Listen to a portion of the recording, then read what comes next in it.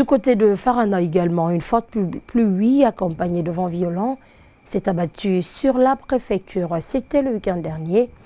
Même si aucune perte en vie humaine n'a été signalée, des dégâts matériels ont été enregistrés dans plusieurs familles. Tamba Michel Ifono nous en dit plus. Au lendemain de cette pluie accompagnée d'un vent violent survenu dans le centre-ville de Farana la nuit dernière, des dégâts matériels sont enregistrés dans certaines familles. Ce, malgré les dispositions prises pour éviter un tel scénario. Quand M. Sekouba et sa sœur ont commencé ces travaux de construction, nous avons vu que cela allait nous impacter à l'avenir. Nous sommes allés à sa rencontre tout en lui posant nos doléances de laisser le passage de l'eau ou de faire un grand tunnel. Il ne nous a pas donné une réponse favorable. Nous avons aussi impliqué le patriarche de Farana, le service de l'habitat et même le procureur du TPI de Farana, mais en vain.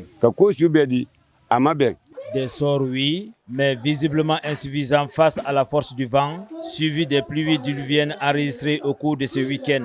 Nous remercions Dieu puisque nous n'avons pas enregistré de pertes en vie humaine.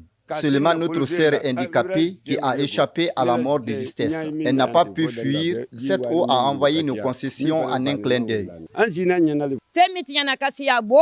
Tous nos biens et concessions ont été impactés par l'eau. Le pur, ce sont les ordures que nous cherchons à nous débarrasser. Loin de baisser les bras, les victimes ont pris des dispositions idoines pour éviter que cela se répète à nouveau.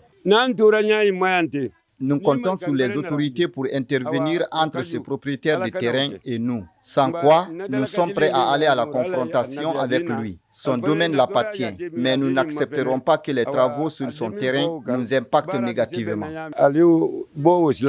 Ces premières pluies accompagnées de vents violents font déjà peur aux habitants de Farana. En attendant, un appel est lancé aux bonnes volontés et autorités du pays. Nous